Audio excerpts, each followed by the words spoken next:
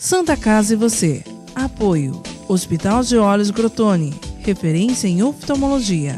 Multimagem. Diagnóstico por imagem. Isomedical. Tecnologia a serviço da vida. Plano Santa Casa Saúde. O melhor atendimento em plano de saúde. Early Kids Healthcare. Protegemos vidas vulneráveis.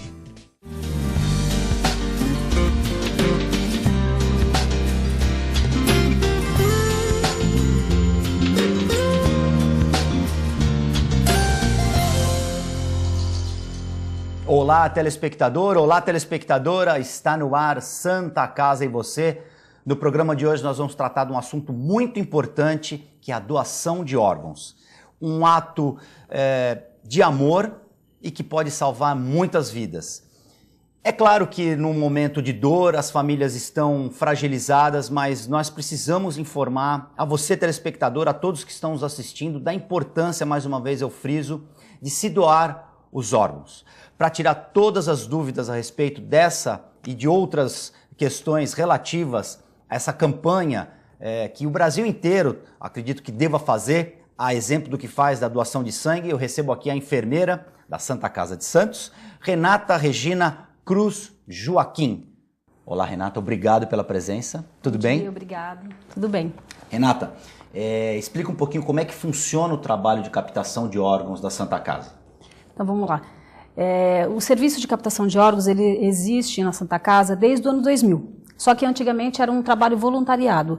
Atualmente, em setembro agora de 2017, foi criado um setor específico de captação de órgãos, que foi idealizado pela enfermeira Rita de Cássia, pelo Dr. Alex Macedo, que é nosso diretor, pelo nosso superintendente e o apoio do nosso provedor. Então esse setor ele está direcionado à morte cefálica e doação de órgãos, né? Então nós atuamos diretamente na área. Então deixa eu fazer a minha primeira pergunta de leigo. Quando que pode ser feita a doação de órgãos? Um paciente dá entrada, passa por um determinado procedimento e aí ele precisa ter confirmadas as mortes cerebral e a morte, o coração parou de bater e aí precisa se confirmar a morte cerebral e aí começa o processo. Isso, então vamos lá. Quem pode ser doador? As pessoas que atendem os pré-requisitos estabelecidos por lei, tá? Existe um parâmetro que a gente fala de pressão, temperatura, específicos da nossa área. Pacientes que tenham contraindicação não pode ser doador. Contraindicação que a gente fala é assim, doenças tumorais, neoplasias, infecciosas, esse tipo de paciente não pode fazer a doação. Qualquer idade, tá certo? Não tem idade. Não tem restrição quanto à idade. Não tem idade. A partir de 7 dias de vida já pode ser doador, exceto as contraindicações, né? E o que é mais importante é ter o consentimento da família, tá? É a família que sempre dá a palavra família final. que vai decidir, tá? Não existe outra forma, tem que ser a família. Num passado recente havia lá nos documentos doador ou não doador, isso, né? Isso não vale mais. Existe mais. Não vale mais, tá? Pacientes, é importante a gente está falando que pacientes sem identificação não podem, tá? Fazer a doação, por exemplo, um morador de rua que a gente não encontra família, esse paciente não pode ser feita a doação de órgãos. Tem que ter um consentimento familiar, tá bom? Ele pode ser um doador viável e tudo, mas a gente não pode captar. É uma coisa que... Por que isso? Não pode, né? A gente tem a pessoa precisa ser identificada, porque depois a família pode, de repente, argumentar que não foi... Isso, na verdade, porque o sistema ele é todo regido por lei, fiscalizado pelo Ministério Público. Então, assim, você não pode infringir de forma alguma. Isso tudo está na lei. Paciente sem identificação não tem como. Até porque existe, infelizmente, um comércio que se aproveita desse tipo de situação para... Então, existe uns mitos, né, que a gente fala... As lendas urbanas. As lendas urbanas. De que tráfico, que vendeu órgãos, assim, olha, eu vou falar para você que o sistema ele é feito de uma forma assim, muito segura, né? Rígido, eu né? não digo assim entre doadores vivos, né? Porque se você, a gente fala órgãos duplos, pode ser feito a doação em vida, né? Então, assim, doadores vivos eu não digo, mas a questão de pacientes em morte cefálica não tem como, né? Muita burocracia, muita lei, centro cirúrgico agendado, envolve uma série de trâmites para falar que existe, vamos dizer, falcatruas, não existe, né? A fila é única, né? O sistema é único, fiscalizado.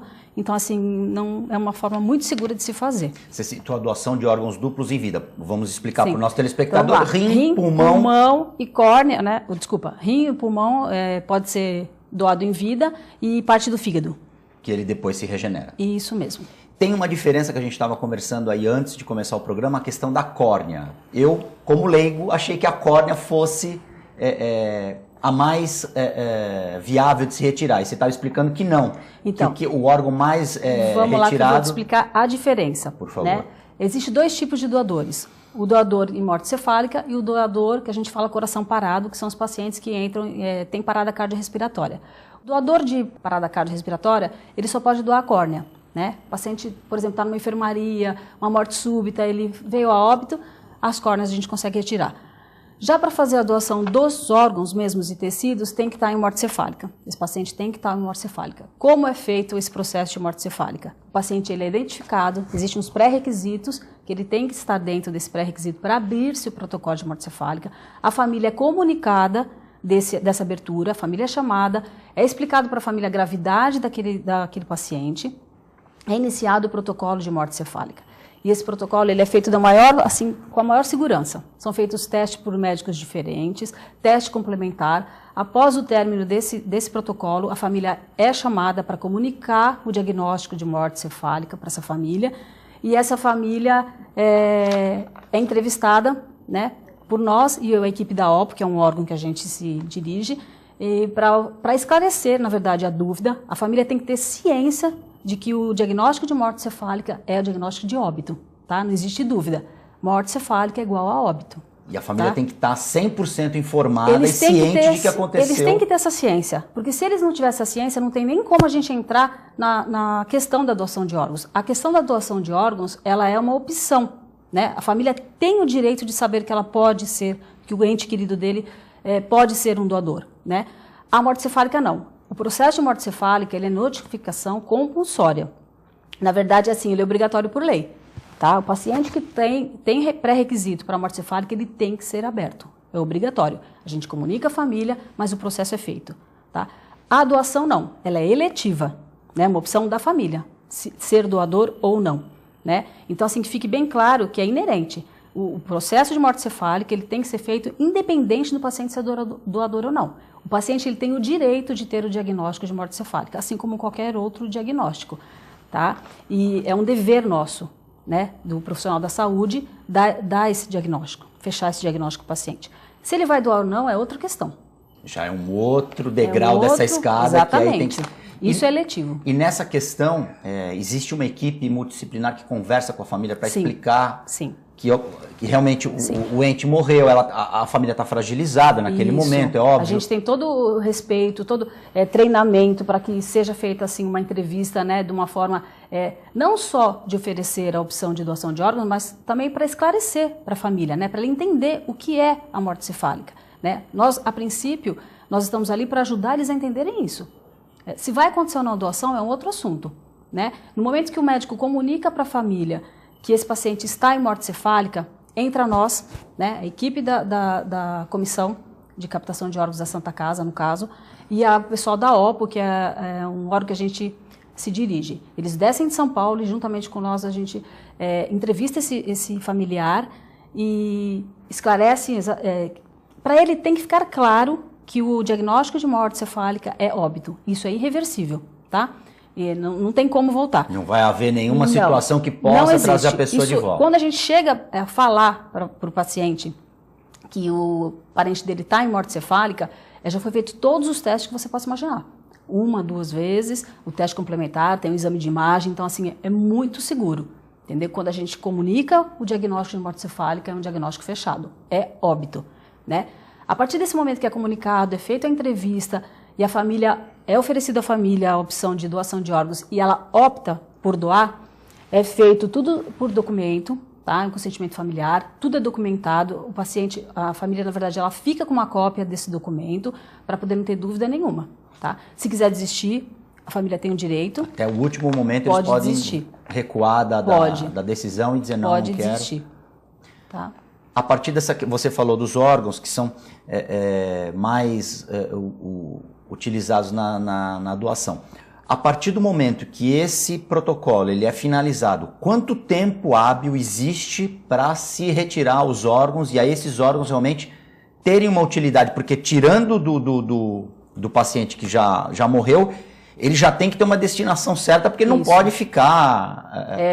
A partir do momento que você tem um diagnóstico de morte cefálica, existem 2 caminhos, tá? Ou a família opta por fazer a doação de órgãos, e é feito toda a documentação, todos os trâmites explicado, todo o processo é explicado o tempo inteiro para a família, a gente entra em contato com a família por telefone, está sempre explicando, e é feita a doação. Ou existe a opção, na verdade não é opção, né? Ou é feita a doação, ou, por lei, o médico tem um respaldo de suspender os procedimentos de terapia intensiva. Né? Porque a partir do momento que você constatou que o paciente está em morte cefálica, ele está em óbito, não tem por que você manter esse paciente, né? Agonia da família, um leito ocupado no hospital, então não tem por que você manter esse paciente. Isso tem respaldo por lei, tá? O médico ele tem respaldo para poder estar desligando os aparelhos. Às vezes acontece alguma situação, uma cultura assim, bastante difícil ainda, de família não querer, desligar, é respeitado, mas assim, não é investido, né? A gente deixa o paciente no tempo dele. Mas as opções são essas, ou se doa, né? Ou se desliga os aparelhos, é suspendido a terapia. Qual o tempo hábil de cada órgão? Porque cada órgão deve ter um tempo. Cada órgão tem um tempo, né? Na verdade, o órgão que tem assim, mais durabilidade fora do corpo que a gente fala são os rins, né? Que dura 48 horas e ele não precisa ter receptor destinado. Né? Ele pode ser retirado e depois pode correr a lista que a gente fala para poder achar um doador compatível. Todos os órgãos têm que ter compatibilidade, certo? O coração e o pulmão já têm tempo menor, são 4 horas, e eles têm já receptor destinado. É feito a partir do momento que a gente faz a família doa, coletados os exames de sangue, são rodados, né, esses exames, e a Secretaria da Saúde já gera uma lista de pacientes compatíveis. Que estão precisando daquele órgão que são compatíveis, isso, tipo exatamente. Sanguíneo isso. E outros requisitos. Tipo sanguíneo, tá? Fator RH não. Não? Sempre tipo sanguíneo. Né? Perfeito. Se é A é A, se é O é O, fator RH não. Santa Casa e você vai fazer um rápido intervalo, nós voltamos em instantes.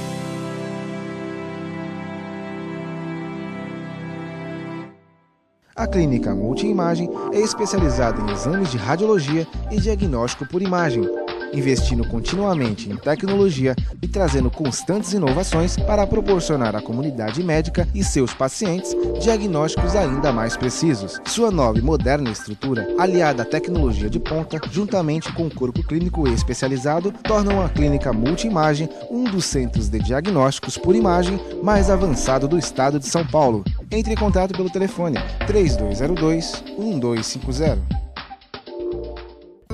Você já conhece o plano que tem mais carinho por você. É o mesmo do maior hospital da região e que traz novidades. Além dos planos que já existem, agora você pode ter um plano só sênior. Conta também com um programa de atenção à saúde de idosos e pacientes crônicos. E com o Santa Saúde, clínica que atende mais de 25 especialidades. Tudo no mesmo lugar. Plano Santa Casa Saúde. Mais benefícios, mais novidades e muito mais carinho por você. A vida é vulnerável. Por isso protegemos uns aos outros. Proteger é nosso instinto. A vida precisa de cuidados. Cuidados que começam na infância. Alguém para compreender suas necessidades. Para te apoiar mesmo quando o desafio é grande. Todos precisamos de auxílio em algum momento. Alguém para trazer conforto e demonstrar comprometimento com você a qualquer hora ou lugar. Air Liquide Healthcare.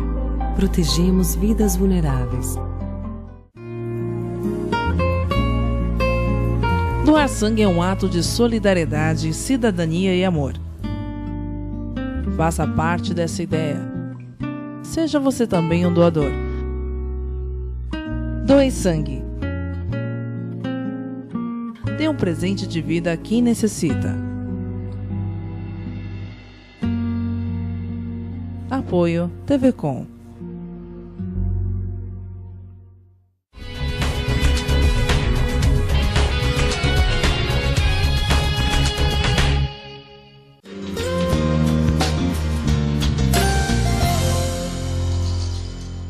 Santa Casa e você já está de volta. No programa de hoje nós estamos conversando com a enfermeira Renata Regina da Cruz Joaquim, que é responsável pelo setor de captação de órgãos da Santa Casa de Santos e que está tirando algumas dúvidas a respeito da importância da doação de órgãos, principalmente num mundo como nós vivemos hoje, globalizado. Muitas pessoas precisam receber órgãos, estão na fila dos transplantes e muita gente, ou por falta de informação, ou por aquela fragilidade no momento da perda do ente querido, não autoriza a retirada dos órgãos. E eu quero deixar claro aqui que eu acredito que é um ato de amor. Você vai poder ajudar outras pessoas. Imagina um coração batendo no peito de uma outra pessoa, dando mais vida, uma sobrevida para uma pessoa que já estava sem esperança, um pulmão, um rim, um fígado.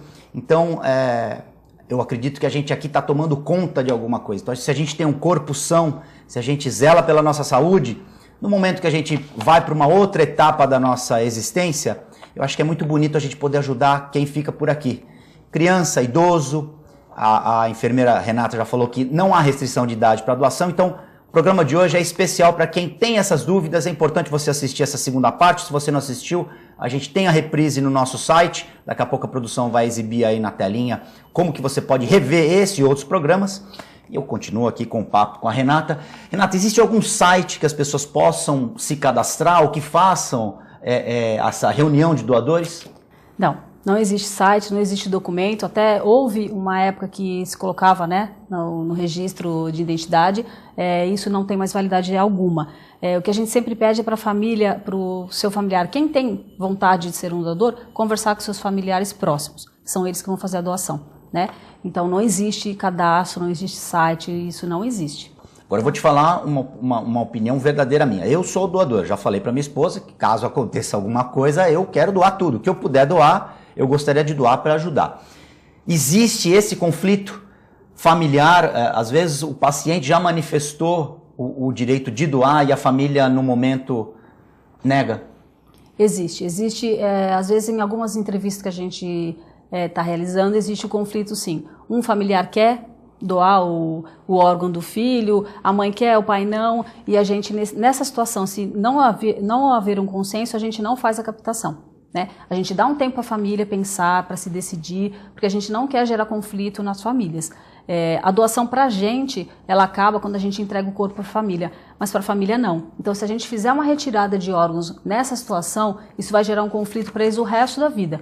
Eu queria doar, você não, enfim. Então, assim, não existe, tá? Se existir conflito, a gente pede para eles se resolverem e vir com uma decisão única para a gente. E uma surpresa que eu tive, a gente vê principalmente em novelas, né? A história de uma pessoa que tinha uma doença, que está desenganada e que aí doa, vamos usar como exemplo assim, o coração, doa para uma outra pessoa, e aí aquela família do doador acaba de alguma forma sabendo para quem foi aquele coração e quer conhecer. Existe alguma situação delicada nesse tipo de relacionamento? A gente só vê o lado bom da coisa, mas também verdade. Não é bem assim. Eu queria que você explicasse essa situação. Isso é tudo muito bonito na televisão, na verdade seria válido, né, as famílias se conhecerem, mas infelizmente essa condição não existe, tá? Se essa for a condição da família, de que vai querer conhecer quem recebeu os órgãos, a gente não efetua a doação. Por quê? Eu vou te falar, não é maldade, tá?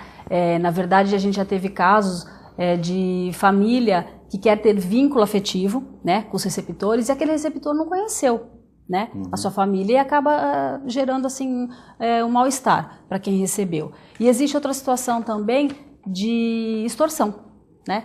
Eu doei o coração para o seu marido, eu estou passando necessidade e querer... Eu te ajudei ali, você me ajuda aqui. Exatamente. Então, para evitar que isso aconteça, não é divulgado. Então, só na novela, que a gente como leigo, mais uma vez, a gente que é leigo, a gente só vê o lado bom da coisa, né? De poder ajudar o próximo e de alguma forma... Seria interessante, né?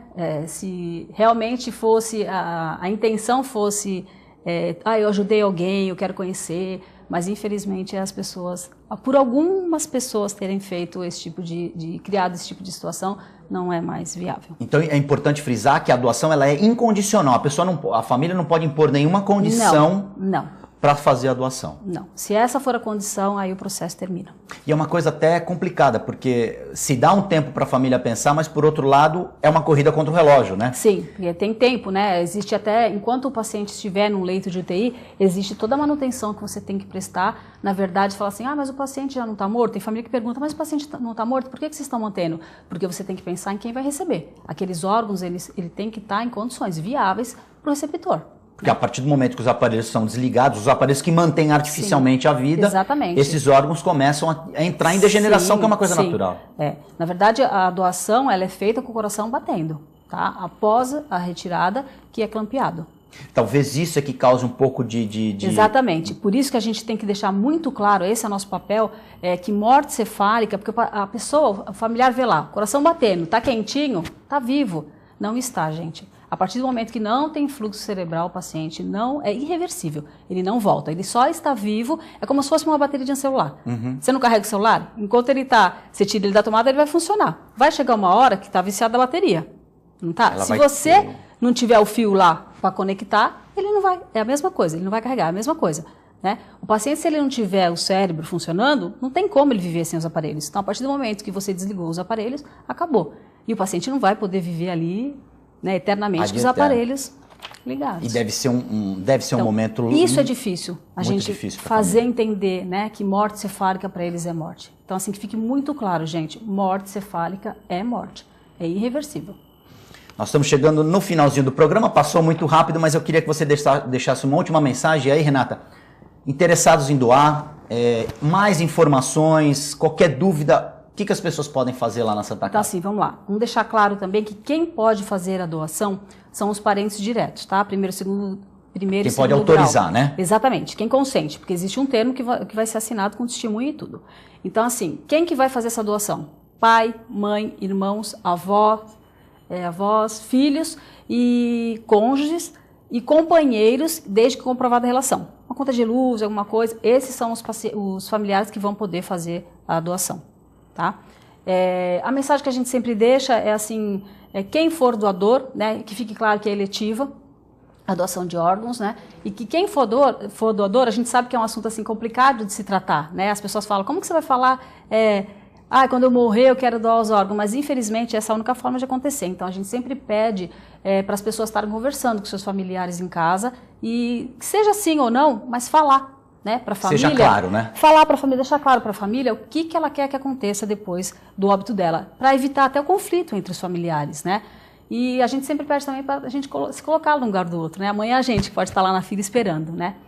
A gente entende que é um momento difícil, tem família que fala assim, nossa, mas você vem falar de doação de órgãos nesse momento. Gente, a gente tem um momento para falar, né? E a gente tem que pensar naquele que está esperando o órgão, né? Infelizmente, a gente esclarece o diagnóstico, mas a gente tem um momento certo para falar. Um telefone de contato lá do setor? Um contato mais direto? Tem um telefone de contato, sim. Existe o setor de banco de olhos, que é onde eu fico na Santa Casa. Qualquer dúvida, se quiser, é 32020600. Nós vamos colocar aí na telinha. Isso, o ramal 1160, enfermeira Renata. Perfeito. Renata, muito obrigado pela presença, pelas informações. Acredito que você tem esclarecido muitas dúvidas, inclusive minhas. Qualquer dúvida também é só estar entrando em contato com a gente, que a gente esclarece. Com certeza. E você voltará aqui, porque é um assunto muito rico, com muitos detalhes que a gente precisa sempre informar aos nossos telespectadores. Doe órgãos, não só sangue, doe órgãos, a gente não vai usar depois que passar pela nossa missão aqui, pelo menos nesse plano. Vamos ajudar quem precisa, gente. Santa Casa e você fica por aqui, nós voltamos no próximo programa.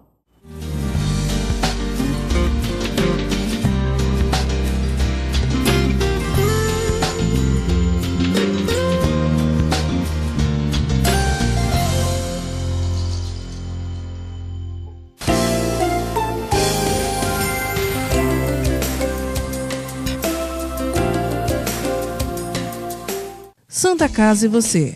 Apoio. Hospital de Olhos Crotone. Referência em oftalmologia. Multimagem. Diagnóstico por imagem. Isomedical. Tecnologia a serviço da vida. Plano Santa Casa Saúde.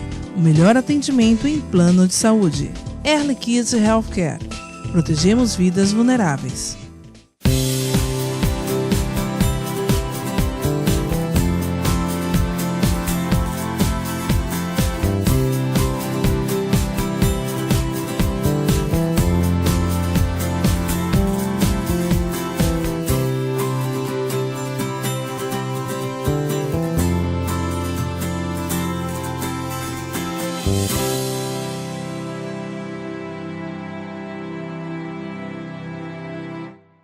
A Clínica Multiimagem é especializada em exames de radiologia e diagnóstico por imagem, investindo continuamente em tecnologia e trazendo constantes inovações para proporcionar à comunidade médica e seus pacientes diagnósticos ainda mais precisos. Sua nova e moderna estrutura, aliada à tecnologia de ponta, juntamente com o corpo clínico especializado, tornam a Clínica Multiimagem um dos centros de diagnósticos por imagem mais avançado do estado de São Paulo. Entre em contato pelo telefone 3202-1250.